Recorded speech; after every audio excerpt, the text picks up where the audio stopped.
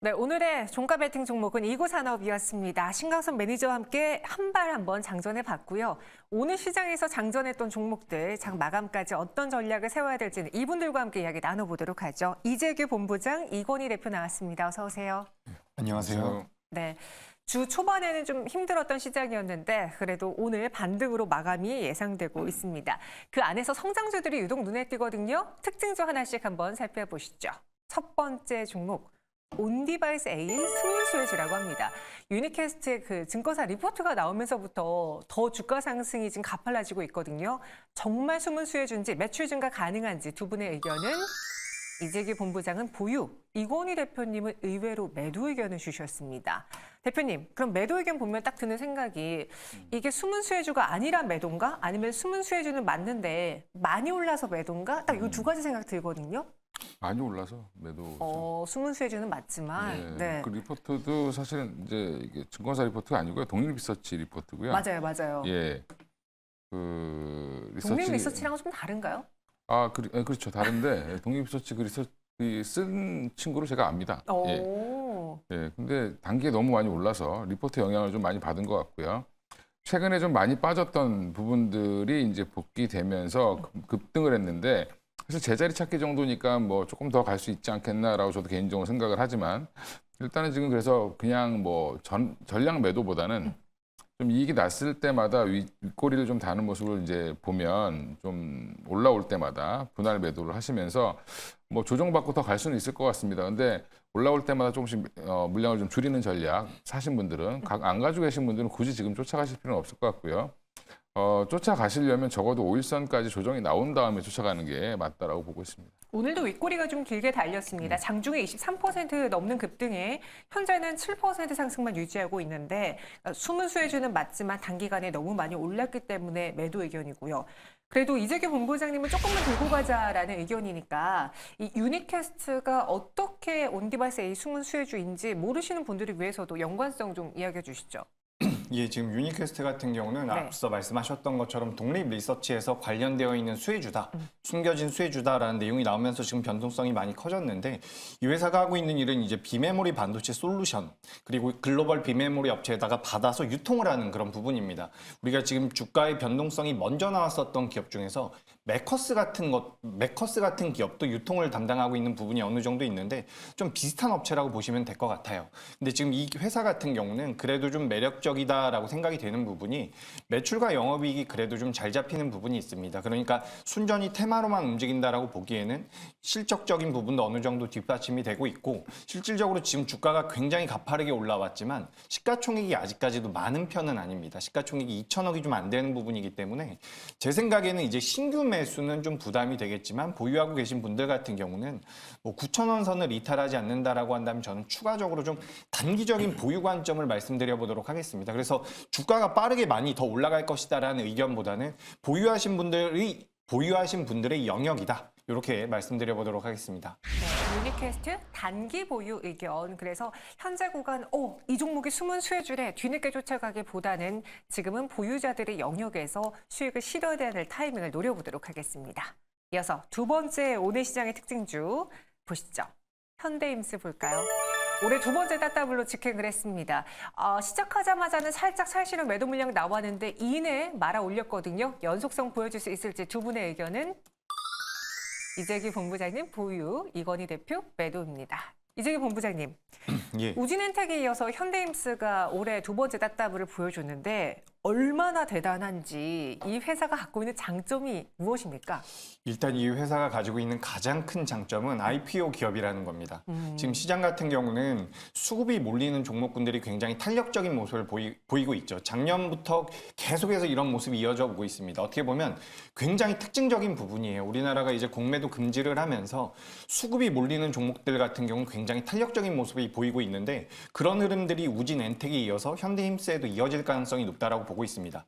사실 저는 이제 신규 상장주들 같은 경우는 우리가 드레싱 과정을 거친다라고 해서 실제로 가지고 있는 기업의 가치보다 좀 더 있어 보이도록 꾸며지는 부분들이 있기 때문에 저는 신규 상장주들을 그렇게 선호하지 않는데, 작년부터는 어쨌든 이 수급에 대한 수급의 논리로 인해서 변동성이 커지는 기업들이 많기 때문에 현대힘스라는 기업 같은 경우도 지금 보유를 하고 있는 분들이라고 한다면 빠르게 매도할 이유는 없다라는 말씀을 드리고 싶습니다. 제가 그래서 며칠 전에도 우진엔텍에 관련돼서 비슷한 질문을 받았는데 추가 상승이 나올 겁니다라는 말씀 드렸었어요. 비슷한 관점으로 보시면 좋을 것 같고요. 우리가 이제 신규 상장주들 같은 경우는 신주 매출, 구주 매출 이런 부분들이 있는데, 사실 구주 매출이 40%가 20%만 넘어가도 이건 상장 이후에 주가가 좀 빠질 수 있다라고 우리가 판단하는 부분이 있는데, 지금 현대힘스 같은 경우는 구주 매출이 40% 정도가 됩니다. 그렇다라는 것은 통상적으로 좀 빠질 만한 상황이라는 거죠. 하지만 주가가 수급의 논리로 움직이고 있는 현재 시장에서는 추가 상승의 가능성도 높다라는 말씀을 드리고요. 작년에도 이제 LS 머티리얼즈라고 하는 기업이 구주 매출 40%였는데 굉장한 상승을 보였습니다. 비슷한 흐름이 나올 가능성도 높다라고 보고 있으니까 참고를 하셨으면 좋겠고요. 다만 이런 신규 상장주들 같은 경우는 상장 이후에는 트레이딩 관점으로 반드시 손절가를 잡고서 공략하시는 게 맞다라는 말씀 드려보도록 하겠습니다.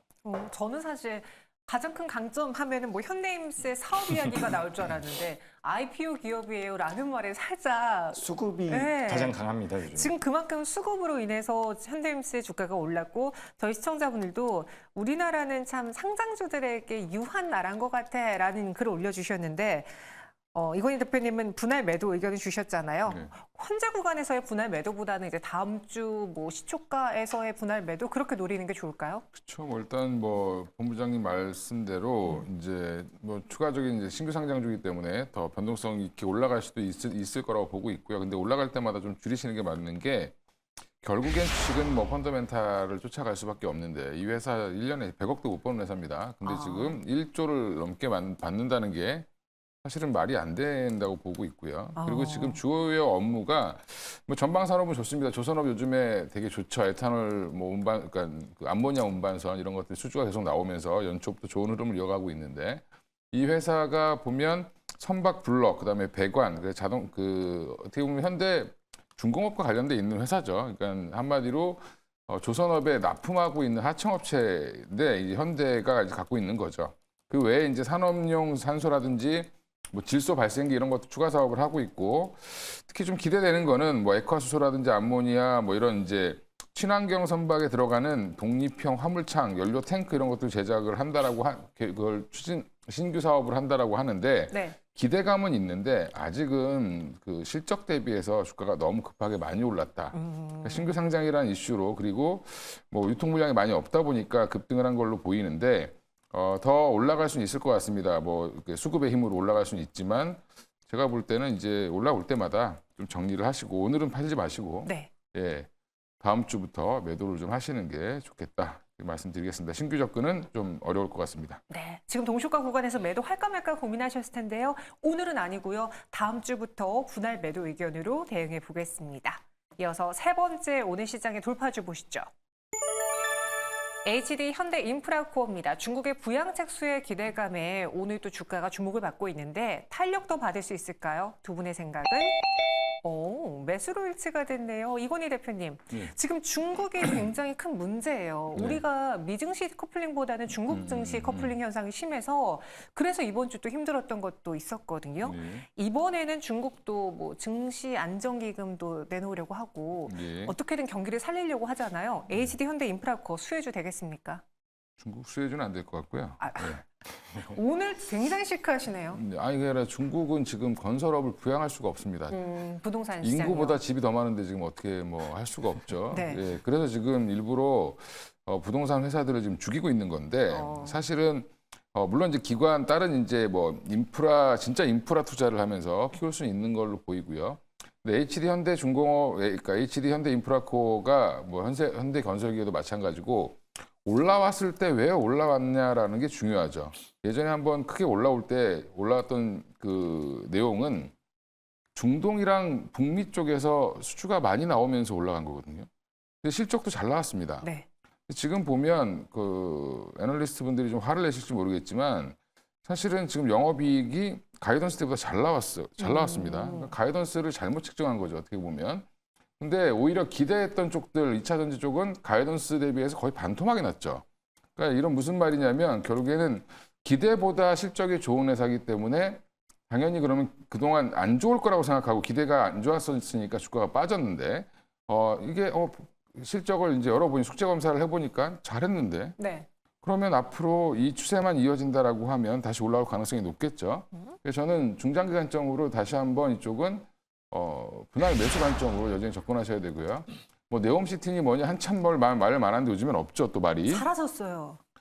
이제 뉴스를 안 내보내니까 사라진 건데 여전히 진행하고 있을 겁니다. 그러니까 이런 부분들도 다시 뉴스화되고 뭔가 이제 착수가 되면 또 기대감이 붙겠죠. 그래서 중동발이라든지 또 미국의 지금 뭐 전력망 때문에 변압기만 계속 얘기하는데 그것만 가지고는 할 수 없습니다. 결국에는 뭐 중장비도 들어가야 되고 네. 아예 변전소를 새로 지어야 될 수도 있고 여러 가지가 있기 때문에 저는 여전히 미국의 인프라 투자는 당분간 이어질 가능성이 높다. 그러면 현대인프라코어도 이제는 좀 바닥을 잡고 올라갈 시기가 되지 않았나 이렇게 생각을 하고 있습니다. 그럼 이건희 대표님, 지금 보니까 HD 현대인프라코어가 3개월간 바닥권에서 횡보하고 있거든요. 네. 오늘 한 6%가량 상승 마감이 예상되고 있습니다. 보유한다면, 분할 매수한다면 어디까지 목표가 볼 수 있을까요? 뭐 적어도 지금 이게 급락한 부분이 한 10,000원대에서 급락을 했기 때문에 10,000원대까지는 언제든지 올라갈 수 있다라고 보시면 되고요. 예전부터 이제 인프라코어가 두산 시절일 때부터 한번 탄력이 붙으면 예전에 7월 달에 보면 이렇게 한번 급하게 올라온 적이 있죠. 이런 장대 양봉들을 잘 만듭니다, 원래. 이 종목의 특징이. 네. 무거울 때 한없이 무거운데 가벼울 때는 또 새털처럼 가벼운 게 또 이 주식이라 언제든지 10,000원까지는 충분히 올라갈 수 있다. 그리고 특히 10,000원에서 빠질 때 거래가 별로 없이 빠졌습니다. 예, 이런 부분들 보면 충분히 반등은 10,000원까지 보셔도 된다라고 보고 1차 목표가 10,000원 정도 제시해드리겠습니다. 네, 이전에 하락이 좀 급하게 나왔던 구간인 10,000원까지는 충분히 오를 수 있을 것 같다. HD 현대인프라코어 의견 들어봤습니다. 이어서 오늘 반면 하락하는 종목 한번 볼게요. 다음 특징주는 후성입니다. 대규모 유상증자 소식에 우수수 주가가 밀리고 있는데요. 지금 보유하신 분들 어떻게 해야 되는지 혹은 저가 매수 기회일지 두 분의 생각 주시죠. 이재규 본부장님은 기회다. 이건희 대표는 기회가 아니다. 의견이 나뉘어졌습니다. 본부장님. 예. 후성이 오늘 개파락을 보여주면서 지금 14% 어떻게 보면 추세선이 좀 이탈된 상황이라서 불안할 수 있는 자리거든요. 그런데도 매수 의견을 주셨어요. 그죠. 네. 제가 매수 의견을 드렸는데 일단 기업 자체가 이번에 실적이 안 나왔다라고 하더라도 원래는 굉장히 우량한 기업입니다. 그렇기 때문에 우리가 이제 주가의 흐름상으로는 주가가 사실 빠지고 있을 때는 매수를 하지 않는 게 좋거든요.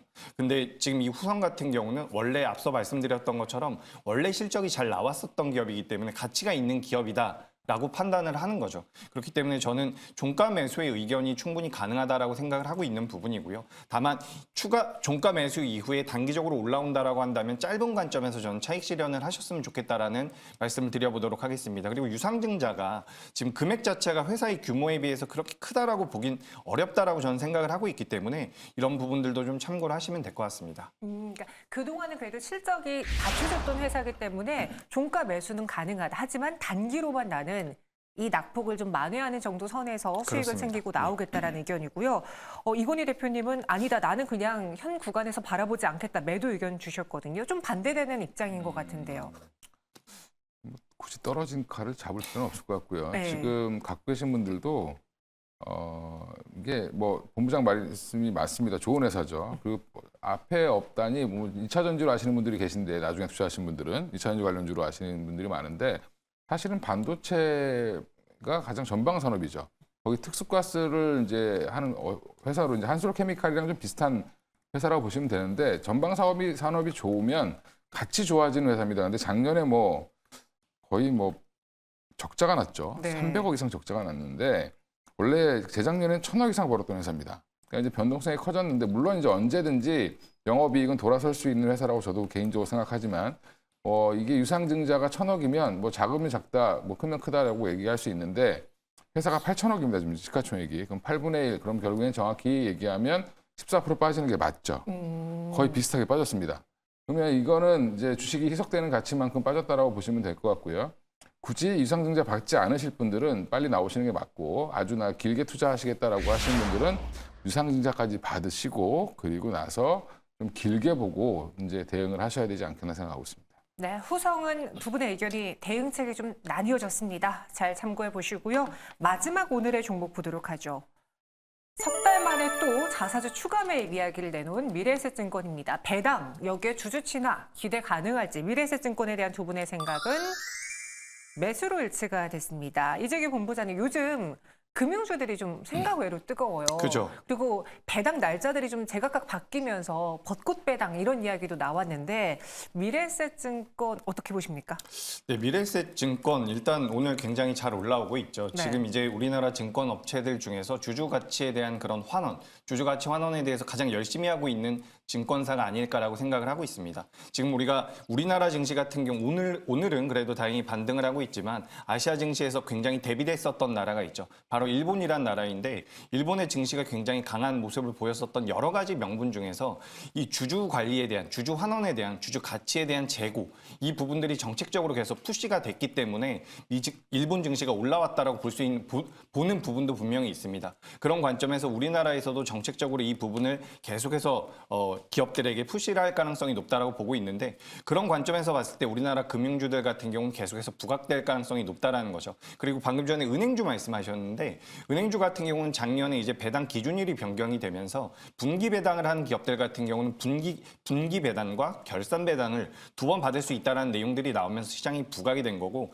미래에셋증권 같은 경우는 어쨌든 주주 가치에 대한 그런 환원 이 부분에 대해서 시장에서 계속해서 높은 점수를 줄 가능성이 높다라고 보고 있습니다.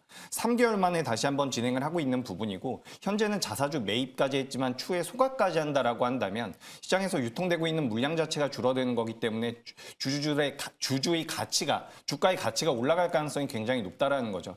그래서 이런 행보를 계속해서 이어간다라고 한다면 미래에셋증권은 주가 상승의 여력이 많이 남아 있다라고 저는 생각을 하고 있습니다. 그래서 저는 종가 매수에 의견을 드려보도록 하겠습니다. 네, 알겠습니다. 마감 동시효과 후간의 시장 분위기 한번 볼게요. 현재 코스피는 0.26% 상승을, 코스닥은 1.68%의 급등을 보여주고 있습니다. 오늘 모처럼 외국인 투자자들이 양시장에 들어와 주고 있고 여기에 기관은 코스피의 힘을 조금 더 보태고 있네요. 하지만 코스피보다는 오늘장 코스닥의 상승 탄력이 더 큰 상황, 성장주들의 반등이 오늘 눈에 띄게 나타나고 있습니다. 그럼 오늘 시장 마감과 함께 다음 날을 위한 전략 지금부터 만나보도록 하죠. 업종으로 봤을 때에는 2차 전지를 포함한 화학주 그리고 전기차주들의 강세가 눈에 띄고요. 그리고 조금 전에 짚어봤다시피 증권주들의 흐름도 좋습니다. 여기 더불어서 AR, VR 테마주들의 강세 속에 오늘 상승률 상위 대다수가 테마주로 이름을 올리고 있는데요. 종가 체크해 볼게요. 이건희 대표님 정리해 주실까요? 예, 오늘 시장은 참 재밌는 시장인 것 같습니다. 일단은 중요한 건 반도체라든지 AI 관련된 급등했던 종목들, 그다음에 온 디바이스 AI 관련된 종목들, 이제 반도체 좀 확장된 IT 관련된 종목들은 조금 쉬어가는 모습이고요. 오히려 이제 VR, XR 기기 관련된 종목들, 이제 프로비전이죠. 이제 이런 부분들 때문에 더 올라가는 모습을 보이고 있고 또 일부 섹터들에 집중하는 모습이 좀 나왔는데. 그다음에 또 HLB를 비롯한 바이오 종목들이 오늘 오랜만에 또 다시 또 급등하는 양상을 보였습니다. 그래서 전반적으로 그동안 반도체 중심의 상승이 조금 쉬어가고 나머지 이제 새롭게 등장하는 이제 좀 작은 섹터들이 오히려 조금 더 강한 모습 보여주고 있고요. 그나마 큰 섹터로는 바이오 섹터들이 조금 올라오면서 지수를 전반적으로 좀 받쳐줬고 또 하나 특이한 거는 2차 전지가 전반적으로 오늘 다 올라왔다는 거죠. LG 에너지 솔루션의 2분기부터 실적이 좋아질 거라는 이제 발표, 그 다음에 원통형 배터리를 하반기부터 본격적으로 납품할 거다라는 얘기가 나오면서 2차 전지가 오랜만에 좀 좋은 얘기, 지난 테슬라의 하락을 좀 이겨낼 수 있는 뭔가 모멘텀을 좀 찾으면서 기술적 반등이 강하게 나왔다라고 보시면 될 것 같습니다.